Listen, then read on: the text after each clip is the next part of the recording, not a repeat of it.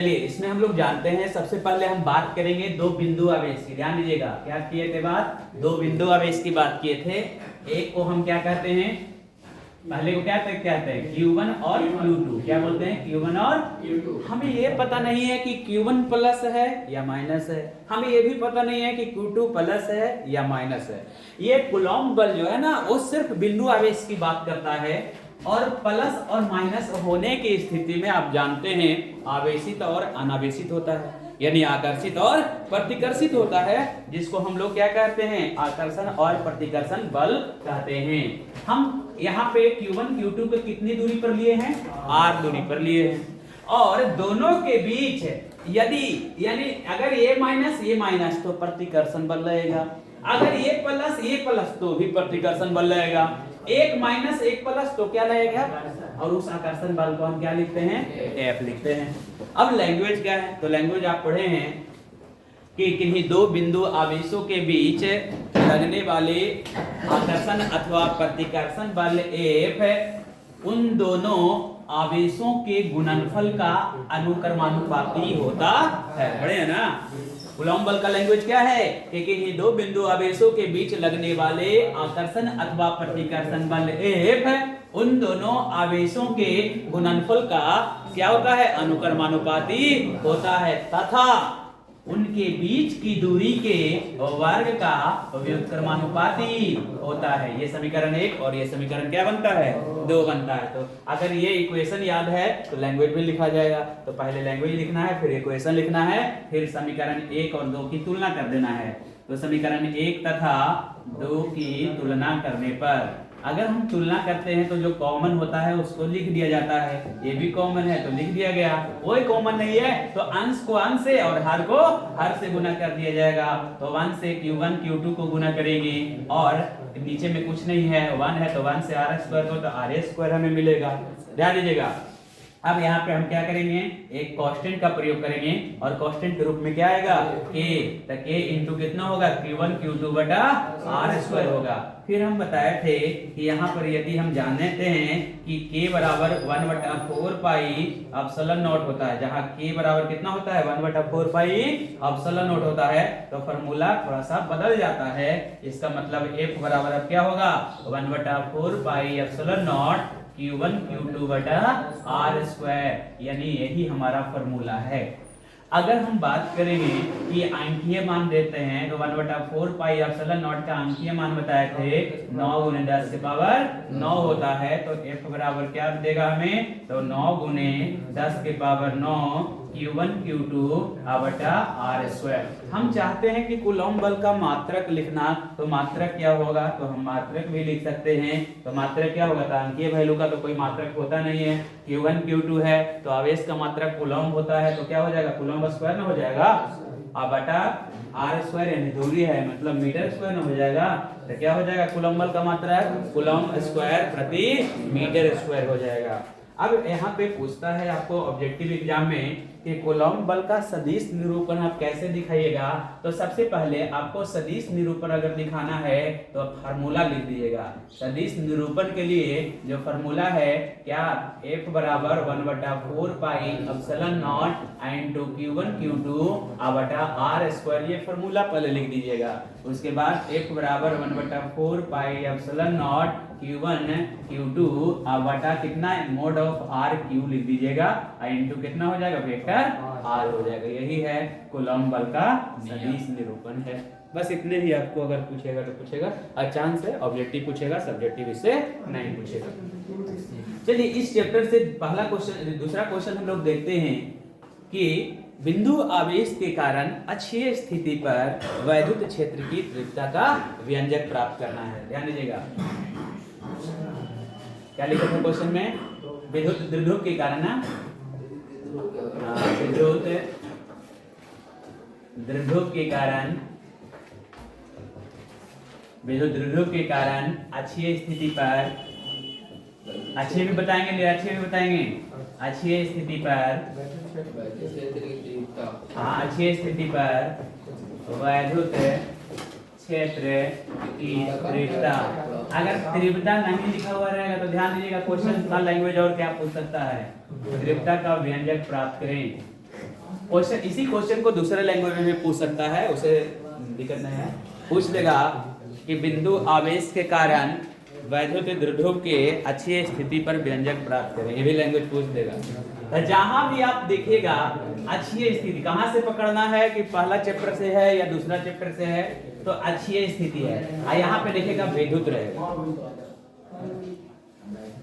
दूसरा चैप्टर में क्या रहता है, दूसरा चैप्टर वाला जो क्वेश्चन है अच्छी स्थिति, उसमें क्या कहता है वैद्युत द्विध्रुव के, उसमें लैंग्वेज में चेंज हो जाता है, थोड़ा सा चेंज रहेगा।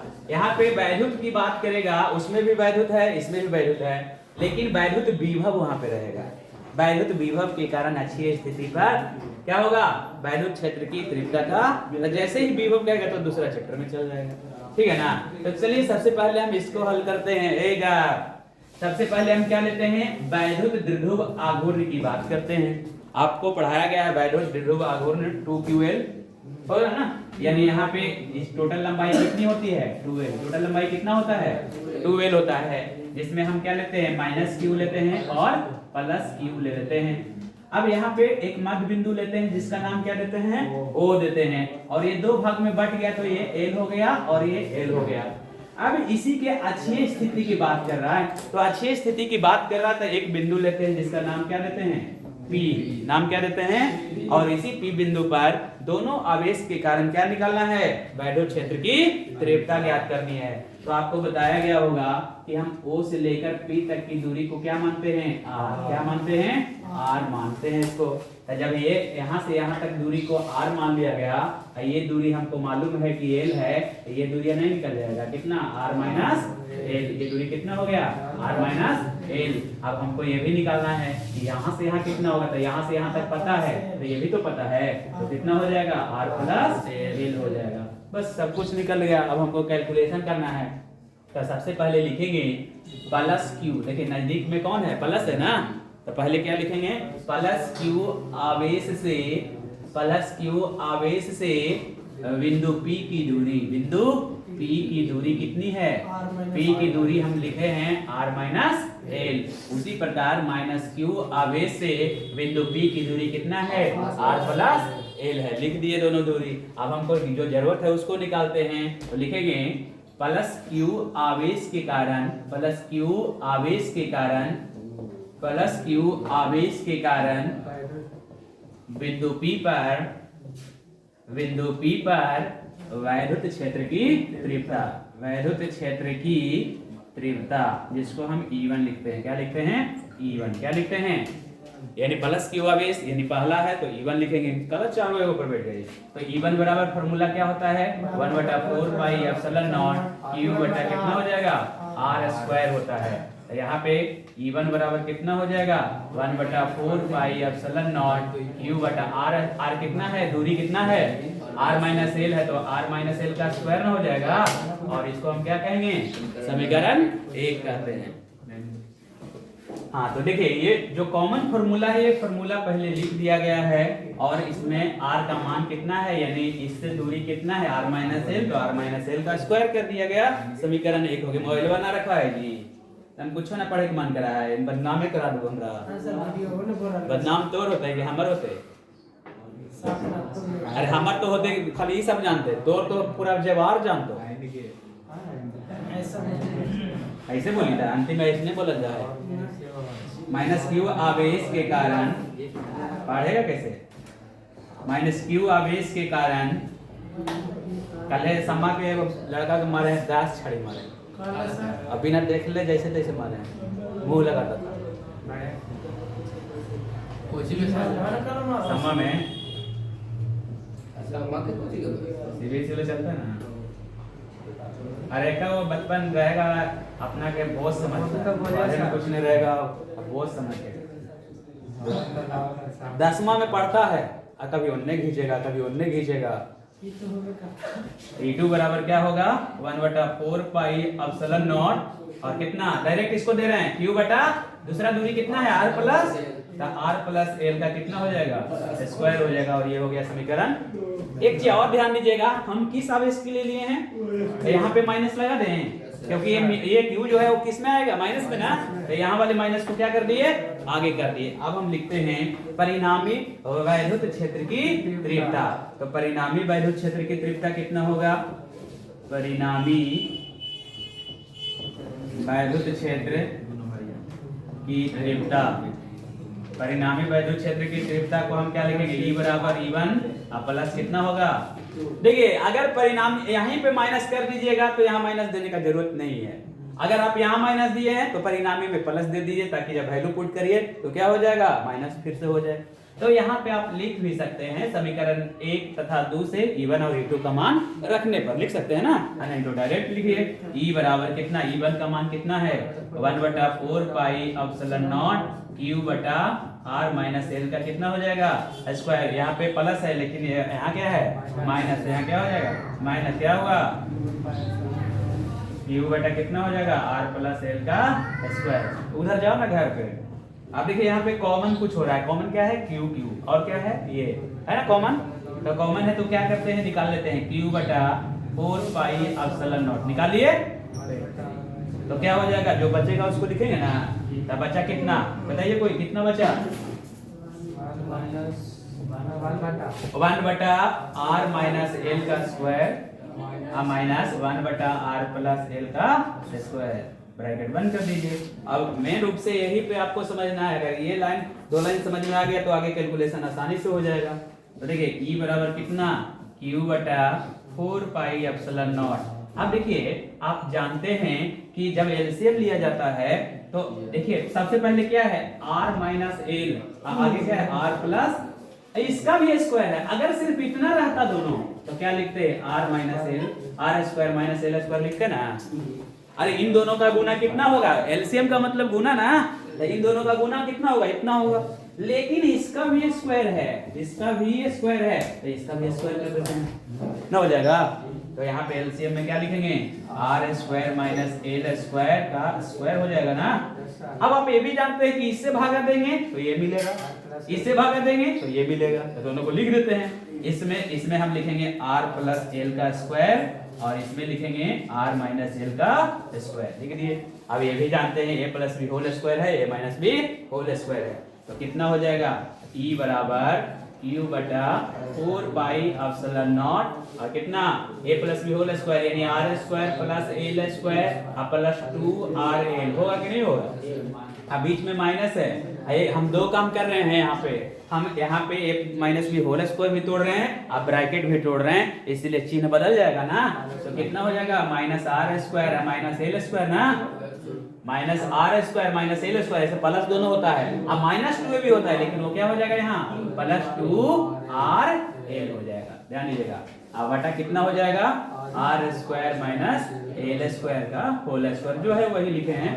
तो E बराबर कितना होगा Q बटा 4 पाई एप्सिलॉन नॉट। देखिए इसमें कट रहा है ना, माइनस प्लस कट गया ना, R स्क्वायर माइनस प्लस में कट गया, कितना बचा 4RL बचा, ऊपर में दोनों जुड़ जाएगा ना 4RL। अब नीचे में क्या है तो आप जानते हैं, आपको बताया गया है, क्या बताया गया है, तो यहाँ पे हम घेर के लिख देते हैं कि R जो है वो बहुत बहुत बड़ा है L से, तो L बराबर कितना होगा 0 या नगण्य होगा, तो लिख देते हैं ताकि L को हटा दिया जाए। तो L को हटाएंगे तो क्या बचेगा R स्क्वायर का स्क्वायर ना बचेगा।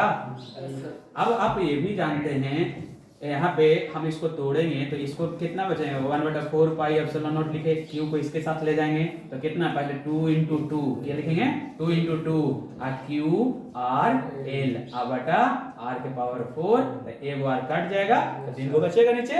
अब यहाँ पे ये भी फॉर्मूला जानते हैं 2QL बराबर कितना होता है P होता है ना, कितना हो जाएगा 1/4 पाई एप्सिलॉन नॉट 2QL बराबर P का 2P ना हो जाएगा, अब बटा कितना बचा RQ बचा। तो यही आपका प्रूफ हो गया। इतना कर लीजिएगा 5 नंबर आपको मिल जाएगा। देख लीजिए एक नजर फिर से इसको, और कहीं डाउट है तो पूछना है तो पूछ सकते हैं, कहीं कैलकुलेशन में डाउट लगता है तो पूछ लीजिए एक बार। फिर से हम रिवाइज कर रहे हैं, देखिएगा सबसे पहले हम क्या निकालते हैं दूरी, सबसे पहले क्या निकालते हैं दूरी, तो दूरी निकालने के लिए क्या करते हैं, तो वैद्युत दीर्घ आघूर्ण में हम पढ़े हैं कि टोटल लंबाई आवेशों के बीच कितना 2l यहाँ पे लेते हैं और मध्य बिंदु O लेते हैं, तो L और L में डिवाइड हो जाता है।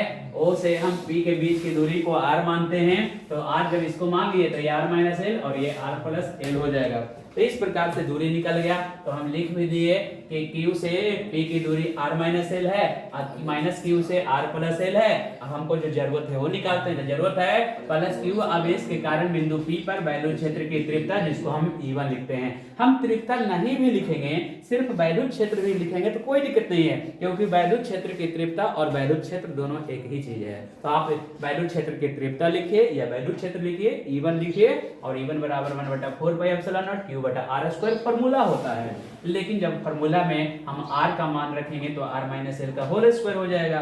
फिर दूसरा बिंदु आवेश जो यहाँ पे है, यहाँ के लिए निकालते हैं तो क्या होगा, माइनस Q आवेश के कारण बिंदु P पर वैद्युत क्षेत्र की तीव्रता को E2 कहते हैं। हम जानते हैं कि Q आवेश माइनस है, तो यहाँ पे हम माइनस लेंगे तो यही वाला माइनस को आगे कर दिया गया है। फॉर्मूला वही है, दूरी आपका R प्लस L का स्क्वायर है। ये दोनों तो याद हो जाएगा जी। आपको आगे क्या करना है, परिणामी वैद्युत क्षेत्र की तीव्रता। परिणामी का मतलब क्या होता है, परिणामी का मतलब इसके कारण और इसके कारण, दोनों के कारण यहाँ पे तीव्रता निकालनी है। तो दोनों के कारण एक ही बार निकालना है, दोनों को जोड़ दीजिए, जो तीव्रता आया है उसको जोड़ दीजिए। तो E1 E2 है तो E बराबर होगा यहाँ पे। तो क्या होगा, दोनों के मान E1 E2 जो आए हैं उसको मान को अप्लाई कर दिया गया है। उसके बाद कॉमन ले लिया गया है, क्योंकि Q दोनों में कॉमन है और 4 पाई एप्सिलॉन नॉट दोनों में है, निकाल लिया गया। जो बचा उसको लिख दिया गया, एलसीएम ले लिया गया। एलसीएम लेने के बाद इससे भागा दिए तो E मिला, यहाँ लिख दिए। इससे भागा दिए तो E वाला यहाँ लिखा जाएगा, A plus B whole square, A minus B whole square लिख दीजिएगा। माइनस प्लस वाले को काट लीजिएगा तो 4RL बचेगा। 4 को दो भाग में बना लीजिएगा, 2 into 2 कि आप फॉर्मूला पढ़े हैं 2QL बराबर कि P होता है, तो उसके जगह पे P दे दीजिएगा।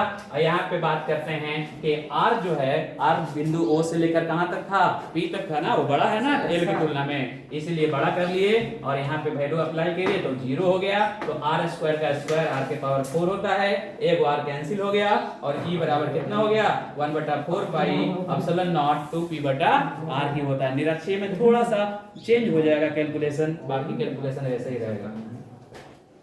ऑनलाइन पढ़िए चाहे कहीं पढ़िए, यही चीज आपको सब जगह मिलेगी। तो ऑनलाइन पढ़े होंगे उनको भी पता होगा कि कैसे वहां पे बनाया गया। चलिए अब हम दूसरा क्वेश्चन लिख लेते हैं। वैद्युत या बिंदु आवेश के कारण निरक्षीय स्थिति पर वैद्युत क्षेत्र की तीव्रता या वैद्युत द्विध्रुव के कारण निरक्षीय स्थिति पर वैद्युत क्षेत्र, वो नहीं लिखाए होंगे, कोई क्यों लिखाए होंगे। इसको देखिए हम लैंग्वेज चेंज करके लिख रहे हैं। बिंदु आवेश के कारण वैद्युत क्षेत्र की तीव्रता निरक्षीय स्थिति में, बिंदु आवेश के कारण निरक्षीय स्थिति में वैद्युत